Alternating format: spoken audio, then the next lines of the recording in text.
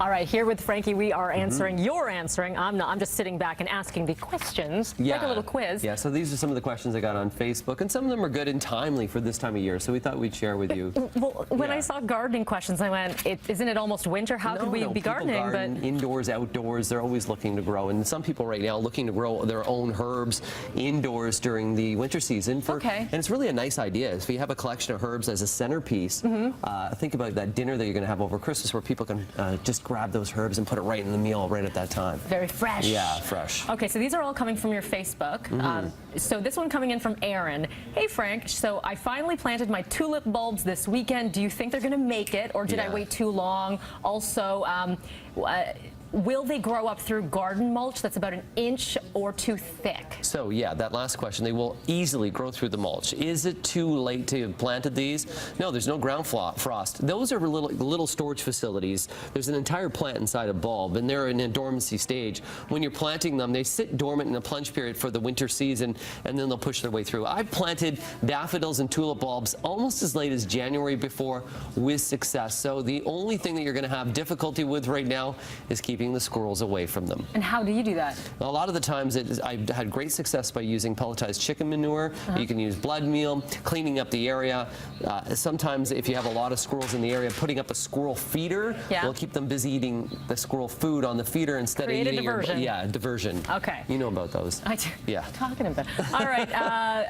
Another viewer, Obaid Rahman, asking, what could be the reason for, here's the picture, for these brown spots in my indoor plant? Yeah, so let's take a look at the tropical plant that they have. So that there is a Dieffenbachia. Dieffenbachia is indeed a low-light plant. You can see the brown part right to the bottom of the screen, and that's really a tip burn that's happening. So at this time of the year, what happens is we're getting our heaters to start kicking in on our home furnaces. And with our home furnaces, that takes out humidity from your home, dries out the room air temperature and the humidity there. So sometimes adding a humidifier to the room can be very, very important. But as well, when you have tip burn, it could also be too much light, especially when it comes to a Dieffenbachia. I'm sorry, these guys are making me. They're dying. They're laughing at tip burn. Look at Brad, he's breaking it up right maturity there. Levels in check. I don't know what you're talking about. It's always like high school here, every day. Here we go, there's more questions. Yeah. Okay, coming from Barry.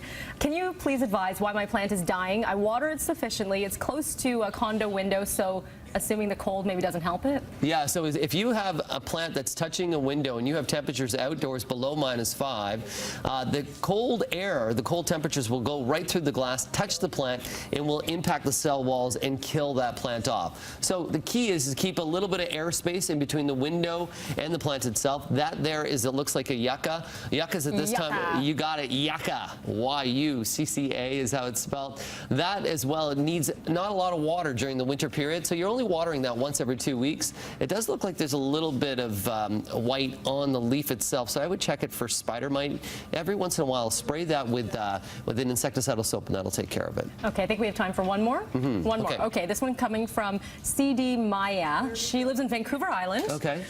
They want info on amaryllis plants. Right. I planted 3 in a 14-inch pot and had them in front of a south-facing brick wall all summer. The leaves are huge. They're healthy. Now the temperatures have dropped. They're in an unheated garage, hoping to keep them alive. What do you think about all of this? Yeah, so it's a bulb. So amaryllis, so you can take a look right there. Beautiful plant. It's native to really South America. It's one of the plants that doesn't really need light to flower. So it's one of those bulbs that you can plant right now. You'll see them for sale. You plant them and you have them indoors, and they'll flower for around Christmas into January. Beautiful. Then they put their foliage on. That foliage builds energy back to the bulb. Once that foliage turns yellow, you do want to either remove it from the soil or put it in the garage. In Victoria Island, she's fine because she's not going to be getting any heavy frost in her garage. It sits in a dormancy period out of light, so keep it out of light for about 3 months, and then what you can do is replant it or start to put water and then start fertilizing. It'll come back and reward you with beautiful blooms again. That's the benefit of a bulb. Perfect. We got 30 seconds, but I want to answer this last one from Denise. I have a pink carousel climber in my garden. How do you winterize it? There's the question. So that's a climbing rose, and with a climbing rose, beautiful. Take a look at that. Usually what you're supposed to do is taking it off its trellis, digging a trench, and actually burying the entire plant. What I usually like to do is just hill up the bottom because that's a lot of work, and then in the spring you will have some dieback. But the good news is with pink carousel, they're a very hardy variety, so they usually tend to succeed during winters, and not a lot of care is needed for them. There you have it. Staying alive. Thank you very much, Frank. At Frank Ferragini, if you want to tweet him more questions. Let's go over to Jen. I want to see GC in the Speedo. I dared him to get it.